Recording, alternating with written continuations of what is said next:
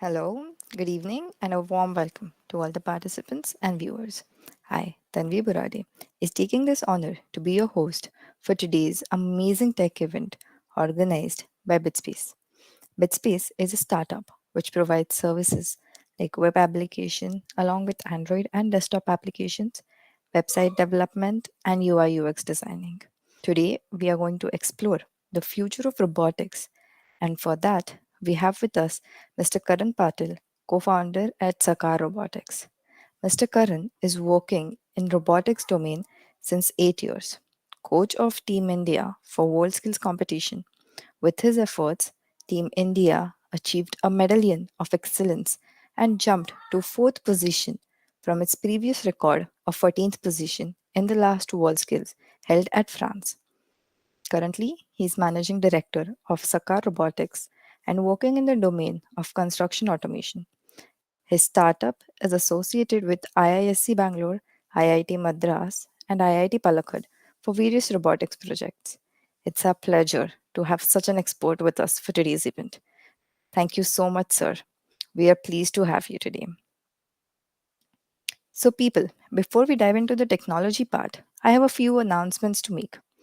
First, and the very most important announcement is that Bitspace is soon going to launch its very own product. So, we request you all to stay tuned for that. The second exciting announcement is that we have arranged a small quiz for our viewers, which, of course, I will let you know the details. So, stay tuned till the end of the event as we have surprise goodies for top three winners. And now, the last one. We will be having question answer round at the end of the session. So I would request everyone to note down your queries and put them in the comment sections and we'll take them accordingly. Thank you for patiently waiting. And now let's buckle up our belts to explore robotics. I would now like to hand over to Mr. Karan to begin. Thank you so much, sir. You can continue. Thank you so much, Tanvi, and I'm happy to be here with Bitspace. So I'll share my screen. Just let me know whether it's visible, and then we can Yes, sir. get started. So is my screen Cool. visible? Yeah, and my Yeah. Yes, sir. am I audible clearly? Okay, great. Yeah. So hello, everyone. Thank you so much, Bitspace, for having me here. I am Karan Patil, as you all know, and today we are going to talk about robotics rising, how robotics is creating an impact in the society that we are living in, and how you can embrace it, whether you are from a technical background or not. But robotics is going to be a reality, and how your careers are going to impact it, and how you can cope up with it. So that's the agenda of today's entire session. First of all, what are robots? What do we know about robots? And if we go by the definition of robots, are we currently surrounded by these robots? So this is the curiosity that drives everyone, and we all know that robotics, we always term it something as part of future, but do you know that it is part of our present? So, in today's world, a lot of machines are already there working out as robots. But the typical mindset that we have for a particular robot is a human shaped machine which can replicate our actions. So, if you see on my screen, there are two important machines that are already commercially making a good success. The first one is Boston Dynamics Atlas robot. So that is a typical humanoid shaped machine which is going to replicate the human actions and is going to work in the environment. The second one that you see is a Tesla bot. So this Tesla bot is very much likely to be what we see as a human. It aesthetically looks good and can do more maneuverability than it is expected. But the Tesla bot has not been yet showcased pretty well. Limitations are there. But if we talk about the Boston Dynamics Atlas robot, we have all seen multiple videos revolving around that. So my question to you all is that are these really the robots? Or is there any other second category of robots that we don't know about? Or we know, but we don't know that we can call them a robot also. So if we go as a typical definition of a robot, it is a machine that that can carry out complex tasks and can be reprogrammed. So that is the ideal definition of a robot. So if I tell you pretty well how do you classify robots and how do you not classify robot, one can say that any machine that has an impact on physical quantity or physical environment can be called as a robot. So if we see our computer machine, the computer machine cannot do a environmental impact. When I say environmental, I mean the situation that you are in, or at the physical state that is available. For example, your desk. So on your desk, a computer cannot pick up a paper and do some work on it. It can only work within its limitation of the screen or the software which is running on top of it. But if we call a robot, the robot has the capacity to impact the environment or impact physical objects, commodities, or physical things that are available. So if we say that a robot is sitting on top of my desk and it can shuffle between the pages that are available there to sort it out, that is definitely going to be a robot. So if you see on the screen, there are two looped videos that are playing. One is gray orange's robot butler, which you can see over here on screen, which moves various boxes in a factory environment. And the second one is typical, now available in many of the houses in India as well. It is a vacuum cleaning robot. It is a mopping and vacuum cleaning robot, which can work as an alternative to a fixed machine, which is vacuum cleaner. It can move around autonomously, it can move, and it can clear the mess that is there in the house. So that is also something that we call as a robot. But when we say that robots are coming up, how do we see them? What kind of robots are going to come in the future? So the concern that everyone also has is whether my job is going to be taken up by AI and robots. So just one step before the job concern, I would like to let you know that always the nature inspires the technology. It is a key rule that we have. Whether it is robotics, whether it is automobile, whether it is software, whether it is blockchain, you name any technology, it is always inspired by nature. So robotics is also one such technology which is inspired by nature. Now, when I say it is inspired by nature, the form factor, the shape, the task that it is going to do, it is going to be inspired by the current working principle. So if you see, Boston Dynamics has developed one robot which is Spot. It is a dog-shaped robot, or it is going to replicate the movements that a dog can do. And based on that, it can do several tasks. If I talk about a software technology, then the design part of it or the processes that they adopt are nature inspired. So if we talk about blockchain, decentralized technology, the decentralized technology comes into existence as some kind of a web or multimodal animal communication. So if we see ants or we see mosquitoes, the way they communicate, it is a decentralized and packet-based communication. They don't send their message in one go like humans do. They send small packets based on the nodding or the acknowledgement by other creatures or the counterpart. Then the next packet is sent. Similarly, in robotics, the inspiration comes from nature.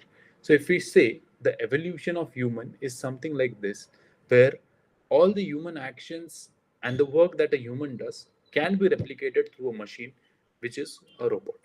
So if we see the evolution of computers, we had big mainframe computers like ENIAC, which used to do only one operation at a time. And now today we have a small smartwatch that can do multiple work together. So we went from a special purpose machines to general purpose machines, where now in our smartphone we have all the general applications that are possible with a modern day computer or even a 10 years back or older computer with much more higher efficiency. Robotics is something that is similar. So we started off with a robotic arm, then we moved on with robots at home like the vacuum cleaning robot or the warehouse robot. But the end goal of this technological evolution would definitely be a creation of human-like machine, which is going to be a humanoid robot. So that is how the nature has inspired and has made the technology move fast. Also, when I say that nature inspires technology, you see all these sensors, hardware that is available in the market. It is what is a human's intervention or the nature's intervention into technology. So, if I talk about the cables that you see on the screen, the first image, it is like the veins that flow through human body. The veins carry blood. Similarly, the wires in technological world carry current that flows through it. When I say that there are ultrasonic sensors, they act similar to nose, where some sensing is available, or like eyes, where the distance can be calculated easily. If I talk about microcontroller, it is the brain that it tries to mimic. If you call the cameras, cameras are something like the vision sensors or the eyes that we have. Mic is something that ears can do. Speaker is something where our mouth is talking that can do. And when we talk about motors, it is the joints that can be acted upon. So you see, particularly the technology has always been trying to mimic what the nature has been doing. So based on that, the evolution carries forward. Now coming to the critical question whether robots are going to take away the jobs or not. If you say take away, I would differ with it. They are not going to take away the jobs, but they are going to impact the way we do our jobs. So if you see, when the computer revolution started, people were against computers. They did not want it.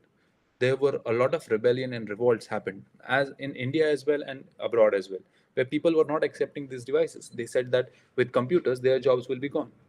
Definitely, the jobs have been gone in terms of efficiency. But if we tell anyone today that you cannot work without a computer or you have to work without a computer, largely everyone is going to say that you're crazy. We don't want to do it. They will not take up the job. If you tell them that you have to maintain the accounts on physical ledger instead of Excel sheet or some software, people are not going to accept it. That's the reality. Similarly, robotics is going to create a better workplace opportunity, bring efficiency to the work, but is not going to replace human beings as such. The types of jobs and the way we do our jobs is going to change, but the core concept of humans working and going forward taking job opportunities is going to be definitely there. So when I say an end goal or where the robots are going to take away the jobs, where the complete human intervention is going to go away, would definitely be defense and large scale risky dangerous disaster management jobs. So these are the jobs which we don't want people to do. We don't want people to fight on borders and fight against a machine. A machine can always be replaced, but a human cannot be replaced. Similarly, in excavation works or mining jobs or even disaster management jobs, the risk for life is very high. So there are the places where the takeaway of jobs is going to happen. But when we say that the jobs are going to be changed or modified and you will be co-working with robots, then these are the four core skill sets that each and every individual needs. Whether you are from a technical background or you're not, you are going to need these four core skill sets in your life. Number one is creativity. How much ever drawings, how much ever paintwork, artwork, or any kind of form factor is developed through the help of robots or AI is not going to be a good acceptable format for anyone. The reason being, art needs imperfections. And when these machines bring in perfections, the art doesn't carry any value. The arts, if you see major worldwide artists and their arts, there will be some kind of imperfections which make the beauty out of it, which makes the art lively. This particular thing in robots or with the help of machines is not going to be the case. So creativity is something where humans will always need to intervene and bring out new styles, new ideas, new trends. When we talk about emotions, how much ever AI or machine is going to work, it cannot replace the emotions of a human being. For example, one job particularly which I believe that not any kind of AI or any kind of machine can change is the work of a aya or a baby nurse. The baby when it cries, only a human can understand or at least try to understand why the baby is crying, and based on few techniques can make the baby stop crying, can make it happy. But if we tell about a machine or if we try to automate the machine, in the next 70 to 80 years I don't see any machine doing that. Similarly, when we have some old people or aged people in our society and they need particular help, they don't just need help for their task, but they need help with their emotions as well. None of the machines are going to be capable of doing that, at least in the next 70 years, I'm talking about. So, that is the skill which every human being should have. Third one is social skills, where you need to talk to people, where you need to interact with people, and based on that, get your jobs done. For example, a machine cannot be a negotiator between Ukraine and Russia. You need people talking about it, you need people to negotiate in between them and stop the war. Fourth is intellectual. What after AI? What after robotics? That is not going to be the end of technological revolution. But there will be more things. Or even if we say that apocalypse is going to happen and AI and robots will take over the world, how to fight with them is going to be the human mind, not the machine mind. That's where the intellect will come in and intellectual jobs will take over. So these are the four skill sets that each and every individual should have. Saying this, now coming to the people who think that they would like to be robotics engineer. What do you need? What skill sets do you need? So there are three core engineering skill sets that a one person should have in some format so that he can become a good robotics engineer. You see, robotics engineering is an amalgamation of three core engineering fields: computer science, electronics, and mechanical engineering. So, whatever skill sets are desired for these three job sets or these three professions are the ones that you will require to be a robotics engineer. So it's not that you will now only be focusing on one particular field, but you will need a approach where you can combine all these three skill sets to become a robotics engineer. So, at a nutshell, we say that AI, programming, mathematics, design, electronics, and manufacturing, these are the core fields. These are just limited core fields I'm talking about, where a robotics engineer can excel. But as I said, that when you talk about core robotics skill set, you have to consider the three engineering streams that I have talked about. When you amalgam them, then comes these six patterns where you can do robotics engineering. At the end, I would say that our future is where we work with the robots. Our future is something that robots will be an integral part of us, and replacing them or working without them will be highly impossible in the near future. So, we have to accept this fact, work towards it, and enhance our skill sets. Thank you so much.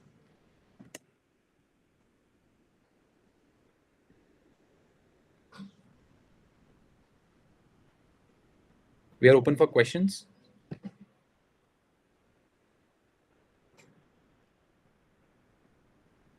Yes, sir. We will be taking the questions. Thank you so much for the amazing session that you have delivered today. I will begin with the questions. So the first one that we have is so the person wanted to ask about the possibilities of involvement of robotics in our daily life. As Python has become quite popular in the field of AI and data science, will we as a common individuals will be able to use that technology in near future and especially in India? So, the question says that where robots are going to be used in daily life and something about Python. I am not sure about Python. What was it? Yeah, he is asking that Python, as Python has become quite popular in field of AI and data science, so will Mhm. we be able to use Python as an individuals, or no? If we will be able to use Python as an individual in the technology in near future. So, first question, where robots are going to be used in our daily life. The biggest example, as on today, you can go on Amazon and buy Xiaomi's vacuum cleaner robot. It costs 25,000 and it is there in multiple homes. That is the first robotics product that I can tell you that you can buy off the shelf immediately. So, robots have become a reality, and slowly and steadily, cooking, housekeeping, these activities will definitely be automated, and these will be coming into our daily lives. Even for that matter, there are startups who are working in autonomous taxis, so there will be driverless cars on road. That is robotics, nothing else but robotics. So that's where day to day life we will see the robots coming. uh, Python is an open source programming language, so anybody, anytime, anywhere can use it. There's no restriction on using it in day to day life. Python is a scripting language, so you can use it for AI, you can use it for data science, you can use it for animation, or you can use it for anything. It's a scripting language, so you can script it in with combination of any other programming languages. So yeah, there's no harm that is going to happen to Okay, Python. cool. Thank you, sir. Maybe the So the snake next can become question extinct, is but not the programming language. definitely. Next we have is what is the future of AI robotics and job opportunities in that? So I think I have covered in my presentation that Yeah. AI and robotics are very much correlated. Now, if you see, you cannot say that you are just one engineer. Like I'm an electronics engineer, I'm a mechanical engineer, I'm an electron. Maybe I'm a BCA or I'm a MCA. At the end of the day, now it is a field where you need to have knowledge of each and every domain. So you cannot restrict yourself saying that, okay, I'm only an embedded engineer. An embedded engineer also needs a knowledge of AI, also needs a knowledge of automobile engineering. Without that, you cannot survive. So if you are expecting that you will only focus on one technology and move ahead, that's not possible. I'm sorry. You will have to have multiple domain knowledges with one core skill set. So if you are, let's say, a robotics engineer, in robotics engineering, you can select your specialization. Maybe you are a design robotics engineer. So you have a core skill set of design, but at the same time, you will need to know programming. You will need to know electronics. You will need to know AI. So without that, you cannot survive.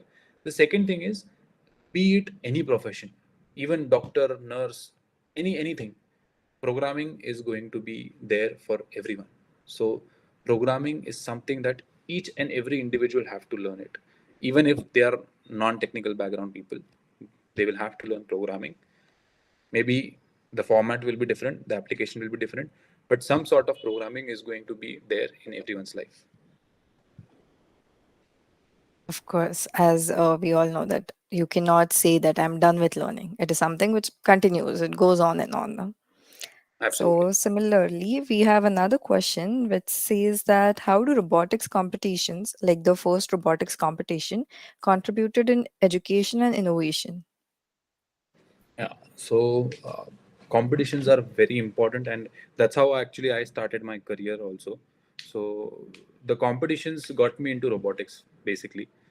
The competitions are there now. The competitions have reduced a lot because 9 years back when I was a student and I was participating, there were a lot of robotics competition and they were really killing it. Like you had to think about those things. Now it's very common to make a line follower or a maze solver or even maybe a rover. Now there are rover challenges. So it's now become pretty easy to access resources to watch YouTube videos of these tutorials and get it done. But initially, it all started with competitions, and the competitions were real problem killers. You did not have a lot of resources in the market or on the internet where you had to develop on your own, think about it, design from scratch, and build it. So the competitions like first robotics, world skills, these are the competitions which are still innovating. So when I say innovating, these are not the typical competitions where you just solve the maze or you just follow the line. These are all the college technical festival competitions today, which are not so good. They need to innovate on their problem statements. But if you are talking about first, if you are talking about Tech Fest IIT Bombay, there are very good challenges in robotics that people should start with.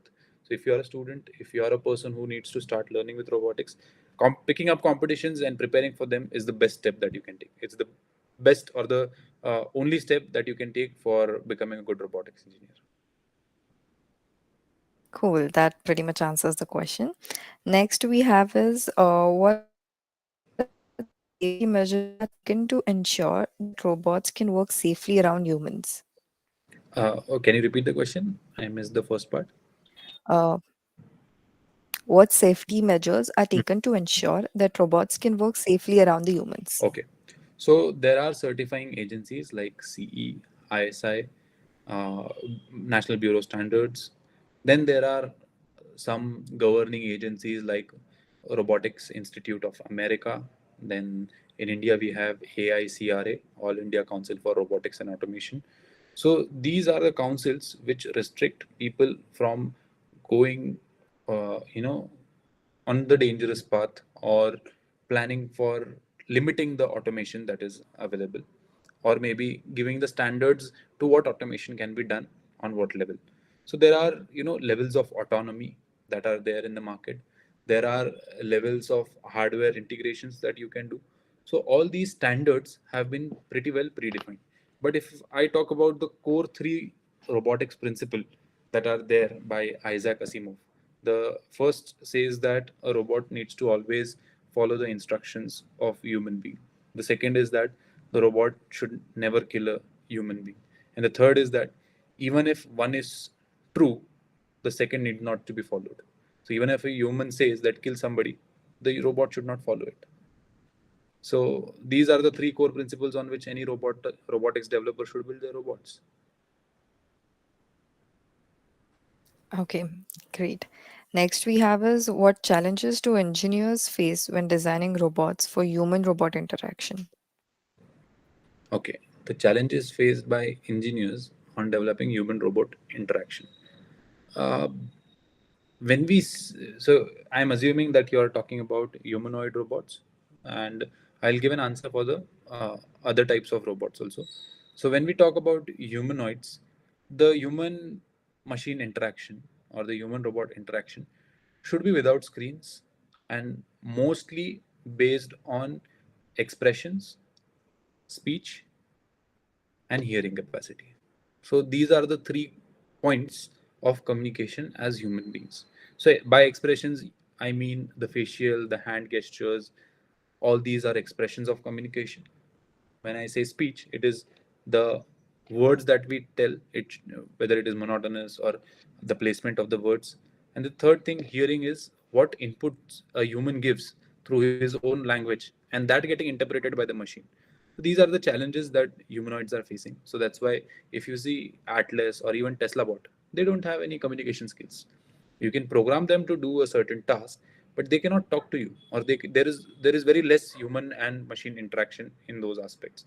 So the interaction over there is largely through expressions, and expression means the hand expressions or the camera sensing, not through mouth or hearing. They will not be able to hear, they'll not be able to talk, but they'll still be able to work based on what indications that you are giving, or based on whether they have completed the task or not. So the only source of communicating between them as on today is through programming. So you program them, they'll interpret the program, and they'll do the actions. If we talk about other kinds of machines like vacuum cleaning robot, warehouse robot, so there are for human robot or human machine interaction, there are screens available, there are programming capacities that are available, and even there are some kind of a dashboards available where on wirelessly or maybe wired way you can do the diagnostics. So little less challenges on the typical machine side, but more on the humanoid side. Great. Next we have is what ethical considerations are important when designing and deploying autonomous robots in society. Isaac Asimov's three law. That's the only ethical uh, rule that we need to follow. The other one could be from mine that I can give an input is that don't over automate. Like in India, we have a tendency of following, uh, you know, whatever you see, you try to overdo it, not do it, but overdo it. So it's not necessary. Solve real problems. So like people develop robot for killing switch when they are on bed. That's not necessary. You can use IoT. No need to develop a robot that can just go and make the switch turn off. There are other sources of technology. Don't overdo it. Solve a real problem. It was just an example. I don't know. Nobody is doing that. But when you are finding some ethical ways of doing technology, the most ethical way is that you find a social problem, which is very impactful. Like I told you, right? Our soldiers. Don't need to send our soldiers on the border to fight. Whenever the situation comes, we need machines to fight. We cannot replace our soldiers' life, but a robot can always be replaced, or the cost can always be recovered. It's not so much high. Nothing can cost more than a human life. So that is where the ethical part comes in, that we need to automate for real problems and not for assumed or lazy problems. That is the ethical constraint that everyone can follow. Of course, that's absolutely right. You can never replace a human, but you can recover the robot's costing. Okay, Yeah, so we have time for last two questions, and the second last one is, can you explain the concept of singularity in the context of robotics and AI? I'm sorry, I'm not aware of it.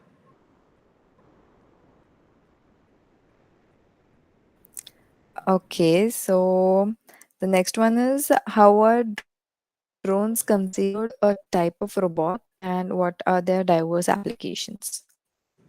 So, the first slide on my presentation, what are robots? I told you that any machine that can do or impact the physical environment is a robot.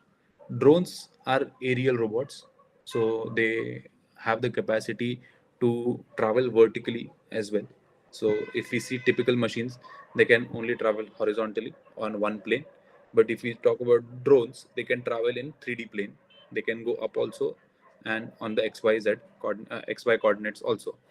So drones are the aerial types of robots, and if we talk about ground robots, they are the ground robots. They can only travel from x and y coordinates. Now, drones and the ground robots, there's not much difference in terms of hardware. Motors are used, rotors are used, design needs to be done, batteries are used, controllers are used. So technologically, both are same. But when we talk about the logic programming, that is completely different. When we talk about the applications could be similar. For example, we need to paint a building. So since we are into construction robotics, I can tell you that we need to paint a building. So outside of the building can be easily painted with a drone. So that's a vertical area that we are talking about. There's a z-axis and the skyscrapers are there. So if we need to clean the windows on skyscrapers or we need to paint the building, drones are perfect examples for that. You can do that. But when we go inside the building and we need to do, so the size or the height of flats are very low. Their ground-based 2D machines can act better. So that's where the typical ground robots can come into picture. Drones is a fraternity of robotics. Robotics is a fraternity of AI. Great. So we move to the last question. What emerging advancements or trends in robotic do you believe have the potential to significantly impact various industries in the next decade? Okay. So this decade in robotics is going to be for construction and agriculture because largely in the past, uh, let's say 3 decades, robots have already disrupted warehousing, material handling, and automobile industry. So these are the three industries. If we go now, you can see that there is very less human intervention. The jobs have become much better than before. So warehousing application, people used to carry 1,000 kgs of load every day. So maybe 100 kgs of bags 10 times a day with their back pains and everything. That was a reality in automobile industry. People used to drag the cars or they used to carry the doors or other material in the industry and they used to move that. But it has been completely automated now. Now people are operating it or people are supervising these machines, and the workspace have become much safer to do and less on the human health side. Now the same challenges we are observing in the construction and agricultural industry. First of all, getting skilled people doing construction activities and even agricultural activities has become very difficult. People have got better opportunities, education has lifted, so getting people to do these jobs at a lower rate has become very hard. That is one trend that has been observed. Second is that these places are not safe to do work by humans as of today. Construction activities, if you see, we are building vertical buildings. So now minimum, if you go to metro cities or even for the tier 2 cities, the minimum floors now are 15. Everyone is building above 15 floors. So hanging people on top of it or getting people to do so much of work is difficult. So that's why automation is there. On agricultural fields, pesticides have a very harmful impact. Even identifying proper weeds in an existing crop is very difficult. Human eyes are not so accurate. So these are the two industries where in the next, not 1 decade, but 1.5 or 2 decades, it is going to be automated. Nice. It all sounds so amazing. So, so that was the last question. I, on behalf of entire BitSpace team, would take this up honor to thank you, sir, for such an amazing session. And I'm sure our audience has grabbed enough knowledge about robotics and the future of robotics. So it is an honor to have you today. Thank you so much, sir. We are Thank you. pleased to Thank you have so much. more sessions with you. Definitely. I look forward to it. Yeah.